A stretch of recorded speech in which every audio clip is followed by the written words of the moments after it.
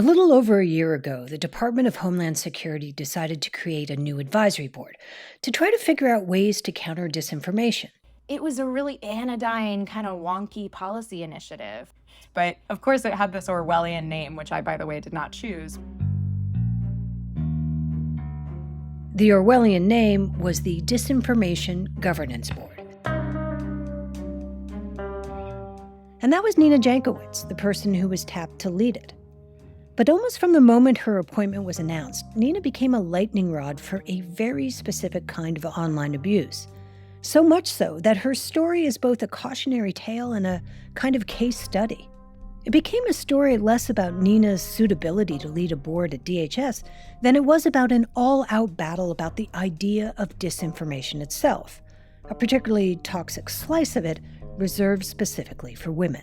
Women especially are just expected to grin and bear it. In some ways, the way women used to be expected to grin and bear sexual harassment on the street or in the workplace. But we've changed that norm now, and I hope that we can change it for the online environment as well. For her part, Nina has decided not to just grin and bear it. She's taking her experience and fighting back. I'm Dina Temple-Raston, and this is Click Here, a podcast about all things cyber and intelligence.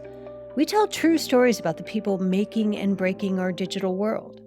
And today, an up-close look at a disinformation campaign that was as much about gender as it was about qualifications. Part angry feminist, part frustrated karaoke singer, Jankowicz is the last person who should be trusted with distinguishing between fact and fiction.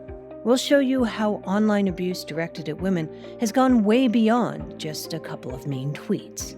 ChatGPT, AI machines, satellite, engine ignition, Click here, and the liftoff. Stay with us. The Disinformation Governance Board wasn't Nina's idea. Ironically, it wasn't even a new idea. It was actually just a continuation of the disinformation work the Cybersecurity and Infrastructure Security Agency, or CISA, had started under the Trump administration. You may recall that U.S. intelligence agencies had made clear that Russia had tried to meddle in U.S. elections both in 2016 and 2020. CISA had found smugglers were trying to encourage migrants to cross the border, and adversaries were trying to wind up white supremacists and members of Black Lives Matter just to stir up trouble. Facts were no longer stubborn things. They depended on your point of view. If you were on one side, the 2020 election was stolen. Voting machines were rigged. Votes got lost, despite all the evidence to the contrary. If you're on the other, the idea of voting machines flipping a vote seems, well, pretty crazy. So the idea to set up an agency that could figure out how to respond to things like that really wasn't so far-fetched. But somehow Nina, the governance board, and even talking to social media companies to get them to take things down became a battle royal. Immediately, people started making things up about the board, like, watch out, the government is going to start muzzling conservative voices online, and right-wing pundits immediately pounced. I mean, this is Orwellian, it's dystopian, it's un-American. This is the kind of thing that you see in dictatorships, this Ministry of Truth, this Department of Propaganda that the Biden administration. Nina Jankowicz was at home when the attacks on her began, and they were announced with a tweet. This was in April of 2022. And my husband came in to tell me that some conservative influencers had started tweeting about the board and calling it a Ministry of Truth. Nina didn't want to say exactly who the conservative influencer was because she didn't want to give him more oxygen. I think a little bit like Voldemort gets power every time I mention him, so I try not to do that. Nina knew what would come next. Because after all, I do study disinformation. It wouldn't be long before this narrative jumped from the conservative Twitter sphere to Fox News to members of Congress, and indeed. And sure enough, the very next evening, my face was on Tucker Carlson. And so today, to herald the coming of the new Soviet America, the administration announced its own Ministry of Truth.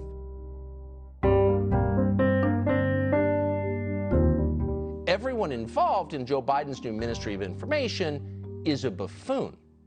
They may be evil, but they're also ridiculous. Nina Jankowicz is the most ridiculous of all. This is somebody with so few useful skills that she describes herself in the first words of her own bio as a, quote, internationally recognized expert on disinformation, as if that's a job of some sort. Actually, it is a job. And if you were looking for someone to run this board, you'd probably want someone who speaks Russian and Ukrainian, also Polish, and maybe someone who had spent years studying disinformation, maybe a Fulbright fellow, someone who advised governments around the world about Russian disinformation, someone who perhaps had written a book about all of this, all of which Nina had done. It was as if they weren't actually mad about her qualifications, but instead about something else. This chick is so absurd. Our government's campaign against disinformation is being led by someone who seems to be a cross between Madame Mao and Bette Midler. Nina had tracked a ton of these kinds of gendered disinformation campaigns all over the world. She'd written papers about it, and these operations tended to follow a particular pattern. If you look at Poland, for example, the women who are involved in the abortion movement, they've been, labeled sluts and things like this. It's never about their politics. It's always about their moral fiber. And now, Nina said, it was like everything she had studied for years was suddenly happening to her. For the job, she doesn't look like a serious person. A lunatic that somehow... The issue is that attacks can quickly move from online to offline. They can take shape in real life, sometimes in really strange ways. I had people sending me, empty egg cartons, which is a way that online abusers say, oh, you're past your prime, you better work on making babies and things like that, right? So these are these coded ways of abusing women. And that actually is a big part of the problem. Condescending, misogynistic online attacks often lead to violence in real life. And Nina and her husband were aware that anything could happen. I don't know. We were so freaked out that we started kind of sleeping with chairs upended under the door like you do with when you're in hostile environment training as a journalist so that people can't push their way into the house. She started doing the things people do when they're scared. I hid behind a mask and a hat and sunglasses, and that was kind of at the advice of someone who I hired to advise me on security. He said that I shouldn't get gas by myself, that I shouldn't go out for a cup of coffee at that point because there were people who were actively, trying to harm me. People were even adding Nina's face to the cover of manuals that showed you how to make a bomb and then started posting them on the dark web. As fate would have it, when Nina took the DHS job, she was 8 months pregnant. Fox and Friends host Brian Kilmeade actually wondered on air why President Biden would give a pregnant woman such an important job. And even his co-host was a little taken aback. So I'm not sure how you get a job and then you can't do a job for 3 months. Well, I'll defend her on that one, Brian. Yeah. She has the right to have a baby and have maternity leave. No, I know. And look, plenty of men are tapped for high-level government posts whose resumes are a lot thinner than Nina's, and they never get this kind of abuse. Or, if they do, it just doesn't seem to stick and escalate in the way it does with women. If I had been an older white man, I think I would have just been so much less attractive to them as a target. But the incessant abuse went on for weeks. Fox News took shots at Nina all day long, and then social media kept it going all night. And where was DHS and the Biden administration while all this was going on? I think they really did not know what to do with this level of vitriol. And I think there was no playbook for what to do to support me, both, morally, but also physically. So Nina was on her own. And it isn't so surprising after weeks of blistering attacks that Nina decided to step down from the board. So the governance board never actually met. And in fact, DHS decided to shut it down altogether shortly after Nina resigned. But the abuse continued, even after she gave them what they seemed to have wanted. I remember after I resigned and went on MSNBC on Chris Hayes the night I resigned. This morning, Nina Jankowicz resubmitted her resignation. Tonight, she joins me for her first television interview. Somebody wrote, I love how defeated she looks. And I'm like, I don't look defeated. I just look like I'm 38 weeks pregnant. Then the New York Times did a piece on Nina, and they sent a photographer. She had given birth just 2 weeks before. I think I looked damn good for 2 weeks postpartum, but I had, my bust was quite significant at that point, let's just say. And there were all these men online commenting on the size of my chest. It was just like, can you not see the person here rather than just seeing me as a piece of meat? When we return, Nina Jankowicz fights back. Board is suing Fox News. That is Nina Jankowicz, who the New York Times described as... And how she's trying to hold the people who targeted her to account. Stay with us.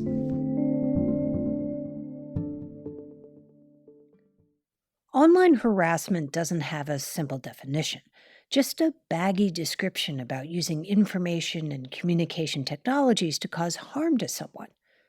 A UN survey of 51 countries revealed that 38% of women had personally experienced online harassment, but only 1 in 4 bothered to report it.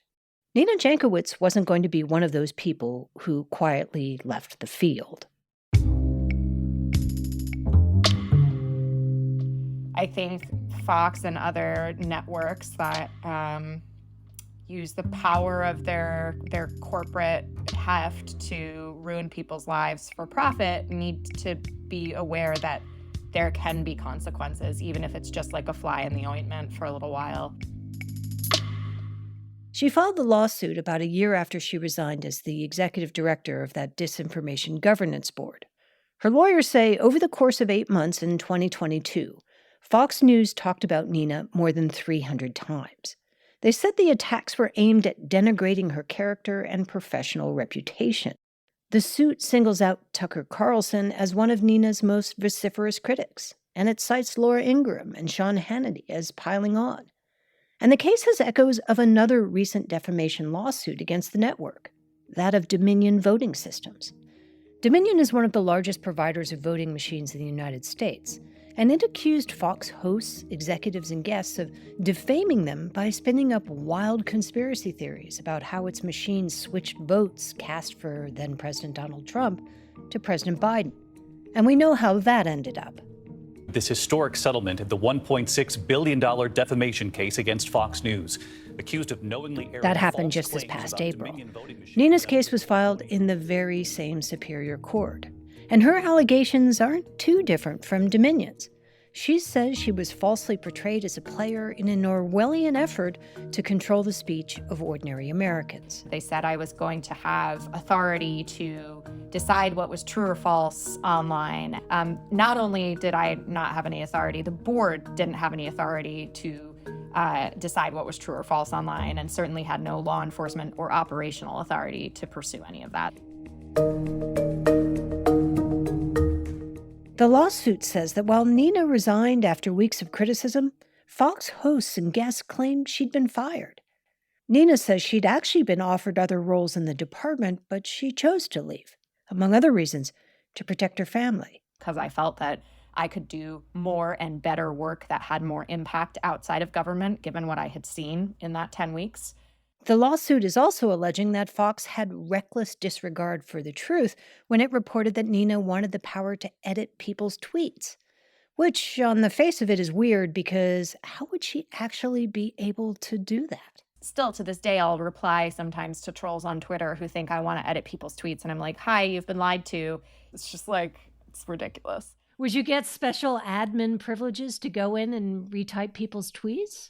I don't know. That's the thing. It's so absurd it doesn't even make sense, but they still ran with it.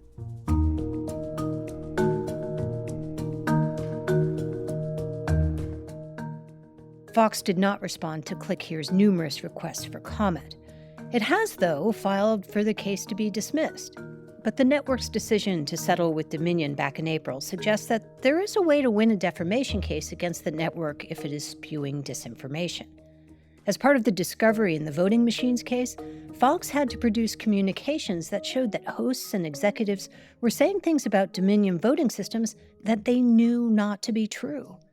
And that proved to be a critical part of the case against them. Nina says that could happen in her case as well. She doesn't think they actually believed all the horrible things they were saying about her.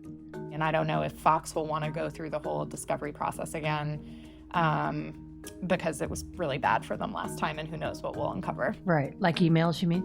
emails, text messages. I really want to get inside the heads of the Chiron writers. Like, what are they thinking to make them write the crazy stuff that they do? And Nina says even if Fox succeeds in getting some sort of summary judgment or dismissal, trying to hold them to account was the right thing to do. She wants people to know that it isn't just corporations that can win judgments against a network. Regular people can too. And at the very least, then my side of the story, complete with like gruesome detail, is out in the form of legal briefs that anybody can read whenever they want. And the way that fight against disinformation has developed since the campaign against Nina has a familiar ring. Missouri and Louisiana attorney generals sued Biden administration officials, saying they were colluding with social media platforms to censor conservatives. Their lawsuit names specific individuals who all have one thing in common. It's not a coincidence, Dina, that the primary lead researchers who are called out in that court case and who have been the subject of Twitter files conspiracy theories are also women. Weeks after the initial ruling, a 3-judge panel reversed the lower court and said it would pause their restrictions on administration officials talking to social media companies about misinformation. This is Click Here.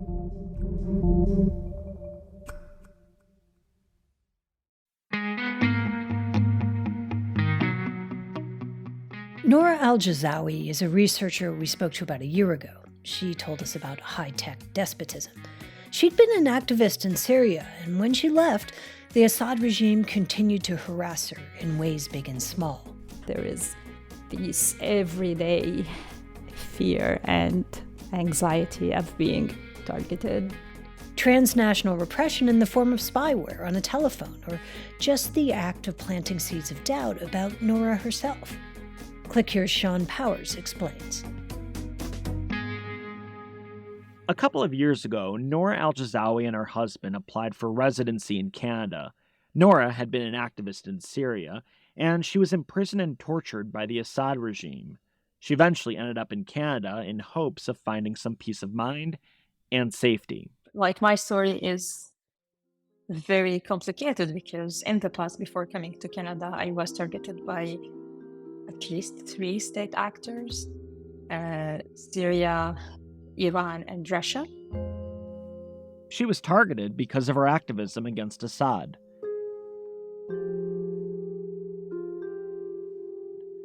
The express visa process in Canada typically takes 6 months, but instead for Noura, 3 years went by without a word.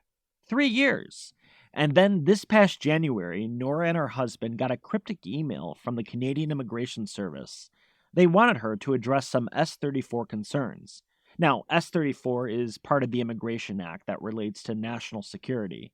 Noura immediately wondered if she'd become a victim of some kind of misinformation campaign. And since there's no transparency, that means everything could be a possibility.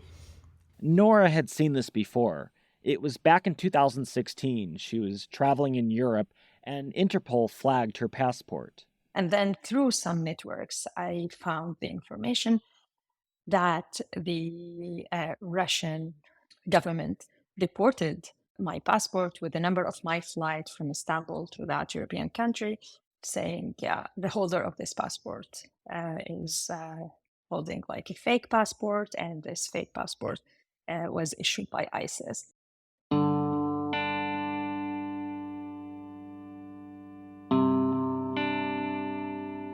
It didn't matter that she had no connection to ISIS. The insinuation was a lie. But the information did what it was supposed to do. Noura was interrogated at the airport, delayed 7 hours. So you can imagine that when the Canadian Immigration Service asked her to show up for an interview at a deportation facility near the airport, she was a little bit rattled. And so were her colleagues at the Citizen Lab. This is a digital rights group made up of researchers at the University of Toronto. So to remind everybody, Noura is somebody who was detained, effectively kidnapped, and tortured in a gruesome fashion. This is Ron Diebert, the Citizen Lab's executive director. Why on earth would you hold a meeting about someone's file at such a location? Somebody who's been through what she's been through. It's incredibly insensitive, to say the least. We asked the Canadian Immigration Service about this, and they told us they wouldn't comment on individual cases. And here's the thing, Nora's visa might still have been in doubt had the news media not gotten wind of her story. Canadian immigration officials flagged Al-Jazawi as a national security risk. She doesn't know why. To get answers, her lawyer is suing the government in federal court. What exactly are the specifics? People were writing letters to the Prime Minister, to the Minister of Immigration, to the Foreign Affairs Minister, saying, the equivalent of WTF, what's going on here? And then, a few weeks ago... Yes, it's official.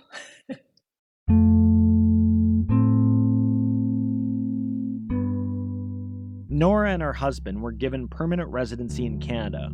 No crazy interview at the deportation center, no additional information, just a magical, completely untransparent, okay, you can stay. All of this felt a lot like that ISIS passport episode she experienced a few years ago. I assume so. I have my own theory about the possibility of the involvement or the intervention of a government. And that's like using what's similar to what's called in the US the poison pen. A poison pen. Some little hint from someone, or some government, that Nora somehow posed a threat. That could have been enough to spark all of this. And Nora doesn't know for sure who it was. And the Canadians, for their part, aren't telling her. But it was a small disinformation campaign that could have had tremendous consequences. I'm Sean Powers, and this is Click Here.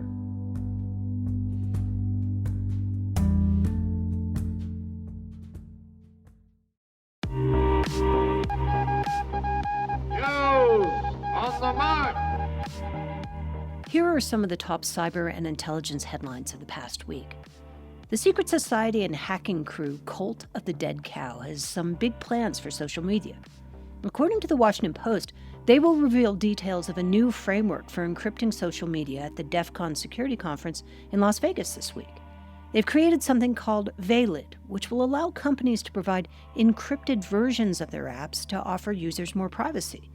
The challenge will be in persuading programmers and engineers to design apps that will be compatible with it. Because if you can't collect detailed information from users, it makes it hard to distribute targeted ad or pitch a product to them specifically. Microsoft revealed this week that state-backed hackers linked to Russia carried out highly targeted phishing attacks through the company's Teams platform. The hackers used previously compromised Microsoft 365 accounts owned by small businesses to create some domains that were then used to dupe their targets into Microsoft Teams messages. The hackers are believed to be part of a group widely known as Cozy Bear, which U.S. officials say is part of Russia's Foreign Intelligence Service, known as the SVR. Cozy Bear is thought to have been behind the SolarWinds hack and the 2016 breach of the Democratic National Committee. And finally, cyber attacks on governments and public entities worldwide surged by 40% from March to May of this year compared with the first quarter of the year. That's according to researchers at the cybersecurity firm BlackBerry. During this period, researchers identified more than 55,000 attacks carried out by nation-state and financially motivated hackers. In the U.S., the numbers were driven by incidents involving city and state government hacks, including the cities of Oakland, California, and Dallas, Texas. In Europe, Poland was a popular target, especially among Russian-linked hackers. In March, for example, they targeted the country's tax service website. The report said threat actors mostly used inexpensive and easily accessible malware to launch their attacks.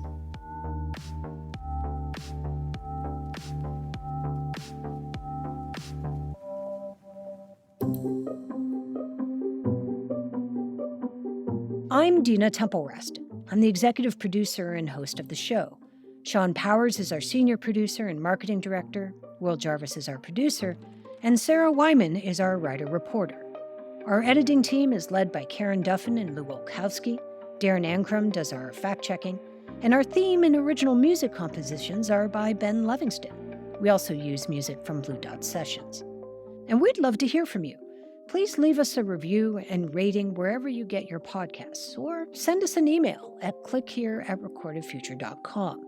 Check out our website with details about our shows and our whole show catalog at clickhereshow.com. That's a wrap for this week. I'm Dina Temple-Raston. We'll be back on Tuesday.